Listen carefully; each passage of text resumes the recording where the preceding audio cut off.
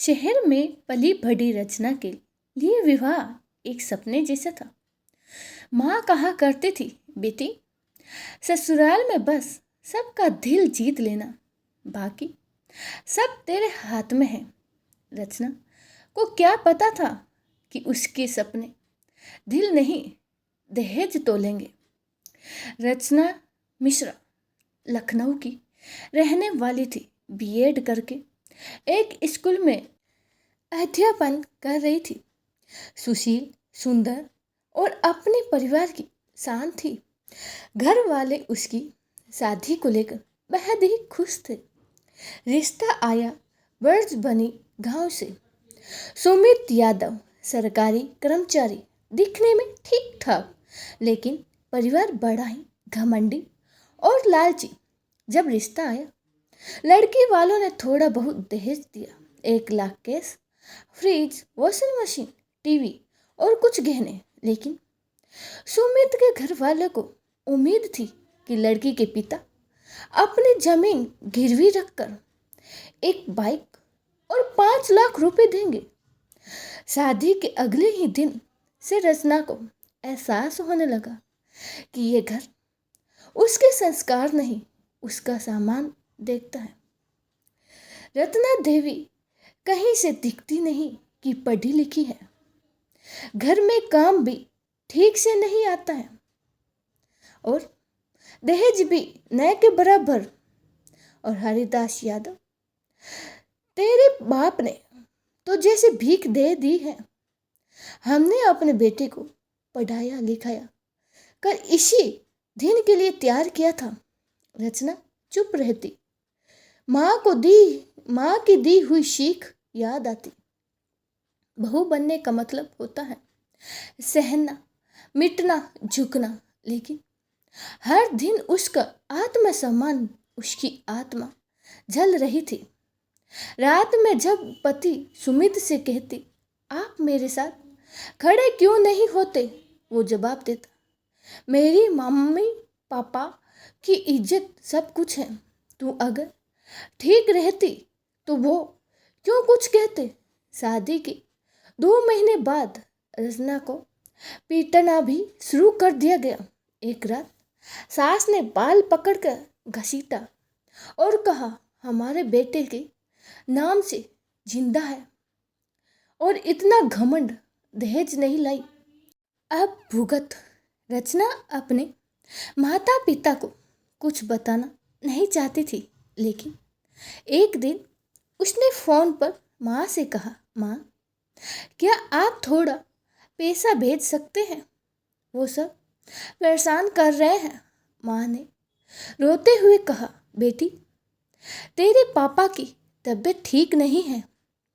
हमने शादी में सब कुछ दे दिया, अब कुछ बचा नहीं हमारे पास। रचना ने फोन काट दिया और उसी रात उसके ऊपर केरोसिन डाला गया। अगली सुबह खबर फैली, रचना ने खुद को जला लिया। पड़ोसी भागे भागे आए, लेकिन दरवाजा अंदर से बंद था। जब तोड़ा गया, रचना आग में जल रही थी। हाथ जोड़कर कुछ कहने की कोशिश कर रही थी, बचा लो, लेकिन उसकी आवाज धुएं में खो गई। उसे अस्पताल ले जाया गया। 95% जल चुकी थी। डॉक्टर ने कहा, अगर कुछ कहना है तो लिख दो। रचना ने कांपते हाथों से लिखा, मुझे इन्होंने जलाया, सुमित, उसकी माँ और उसके पापा। पर मरने से पहले वो कागज चोरी छिपे हटा लिया गया। रचना की मौत को आत्महत्या बताकर फाइल बंद कर दी गई। रचना का अंतिम संस्कार हुआ। उसके माँ बाप रोते रहे, बेटी तुमने तो कहा था तू ठीक है, तू झूठ क्यों बोल गई। शव को लकड़ियों पर रखा गया। धू धू कर जली रचना। पर उसका लिखा वो कागज आज भी उसकी माँ ने सिरहाने रखा है। जल चुका है पर अक्सर आज भी दिखते हैं, इन्होंने जलाया। रचना की मौत से गांव में कुछ बदला नहीं। लोगों ने कहा कमजोर लड़की थी, अगर चुप रहती तो बच जाती। आजकल की लड़कियां तो घर संभाल ही नहीं सकती। कोई नहीं बोला। गलत परिवार था, दहेज खोर थे, दरिंदे थे। लेकिन रचना की राख से कुछ बचा। उसकी कहानी, उसका दर्द और उसका सच। जब दीपिका उसी घर में नई बहू बनकर आई, तब रचना की रूह जैसे फुसफुसाई, तुम मत जलना, तुम आवाज उठाना। रचना की कहानी का अंत उसकी मौत नहीं है, बल्कि हर उस लड़की की चेतावनी है जो चुप रहती है। दहेज से ज्यादा कीमती है बेटे की जिंदगी। और अगर एक रचना नहीं बच सकती तो अगली दीपिका को भी बचना ही होगा। छोटे से गांव वर्ज बनी की गलियों में आज अजीब सी खामोशी थी। हर कोई फुसफुसा रहा था। उसने खुद को जला लिया। अभी तो 1 साल ही हुआ था शादी को। सास बहुत तेज थी, दहेज नहीं लाई थी ना, यही हुआ। रचना एक सुंदर, शिक्षित और शांत स्वभाव की लड़की थी। जब उसकी शादी सुमित यादव से हुई तो पूरे गांव में बातें होने लगी थी। रचना तो मास्टरनी है, शहर से आई है, अब इस घर को सजा के रखेगी। लेकिन कोई नहीं जानता था कि ये शादी रचना के लिए एक बंधन बनने जा रही थी। दहेज के लोभ का बंधन। शादी के कुछ ही दिनों बाद उसकी सास रत्ना देवी और ससुर हरिनाथ यादव हर दिन कुछ नया ताना देने लगे। तेरे मायके से कुछ नहीं आया, ना बाइक ना टीवी, तू क्या खाली हाथ चली आई हमारे घर का बोझ बनने। पति सुमित माँ बाप का अंध भक्त था। वह रचना के आंसू नहीं देखता, बस उनकी बातें दोहराता। रचना ने कई बार अपने माता पिता से भी कुछ भी ना मांगने की विनती की। पापा माँ, मैं ठीक हूँ, आप कुछ मत भेजिए। लेकिन वह ठीक नहीं थी।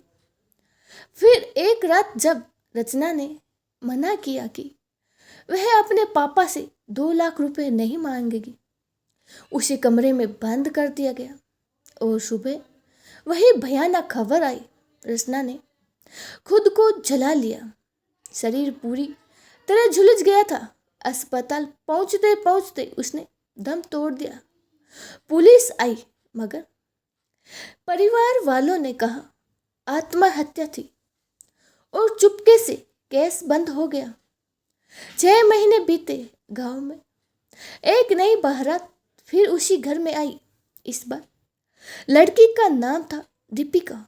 दिल्ली में पढ़ी लिखी, बहादुर और आत्मनिर्भर। पर उसे क्या पता था कि वह उसी घर में जा रही है जहां रचना की चीखें अभी भी दीवारों पर दर्ज थी। शुरुआत में सब कुछ ठीक लगा। दीपिका को लगा कि शायद ये परिवार बदला हुआ है। लेकिन धीरे धीरे वही ताने शुरू हो गए।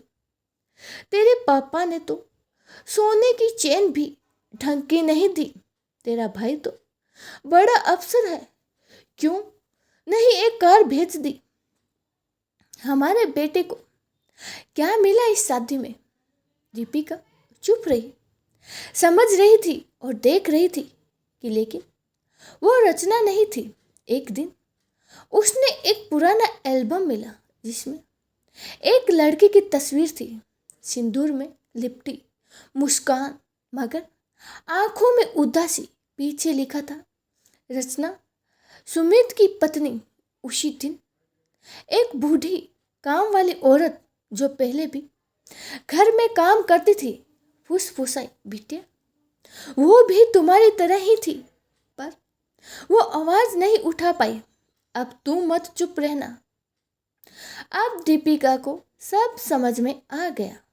वो जानती थी कि अगर उसने आज चुप्पी साधी तो अगली रचना वही होगी। एक रात रत्ना देवी ने उसे मारने की धमकी दी और कहा, अगर तू नहीं लाई कुछ तो तुझे भी जला देंगे। वैसे भी हम कोर्ट में कह देंगे तू पागल थी। अब दीपिका ने निर्णय ले लिया। अगली सुबह वो पुलिस थाने गई, चुपचाप नहीं, सबूतों के साथ। उसने रिकॉर्डिंग की थी सास ससुर की बातचीत की।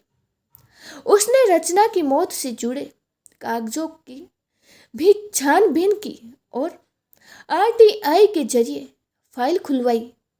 काम वाले की गवाही और पड़ोसियों के बयान ने केस को मजबूती दी। फिर एक दिन पूरे गांव में हड़कंप मच गया। सुमित यादव, रत्ना देवी और हरिनाथ यादव को दहेज हत्या, शारीरिक हिंसा और महिला शोषण के आरोप में गिरफ्तार किया गया। लेकिन दीपिका ने सिर्फ अपनी जान बचाई, बल्कि रचना के लिए भी न्याय मांगा। कुछ महीनों बाद कोर्ट ने फैसला सुनाया। यह मात्र आत्महत्या नहीं थी, यह एक सोची समझी हत्या थी, दहेज हत्या। दोषियों को उम्र कैद की सजा दी जाती है। दीपिका कोर्ट से बाहर निकली। सामने रचना के माता पिता खड़े थे, बूढ़े, टूटे हुए, मगर आज उनकी आंखों में सुकून था। उन्होंने दीपिका का हाथ थामा और कहा, तो सिर्फ बहू नहीं, रचना की आवाज बन गई है। दीपिका ने अपना रिश्ता वहीं खत्म कर दिया, तलाक दिया और वापस दिल्ली चली गई। अब वो महिलाओं के लिए एक लीगल काउंसलर बन गई थी। हर केस जो आता वह पूछती, क्या तुम भी रचना बनोगी या दीपिका बनोगी? दहेज सिर्फ एक अपराध नहीं, ये हत्यारा है। दोस्तों, आपको ये छोटी सी कहानी कैसी लगी? अगर अच्छी लगी हो तो कमेंट बॉक्स में ज़रूर बताइएगा। दहेज प्रथा को ख़त्म करना जरूरी है। बेटियां बहुत दुख तकलीफ सहन कर चुकी है, अब नहीं, अब बस।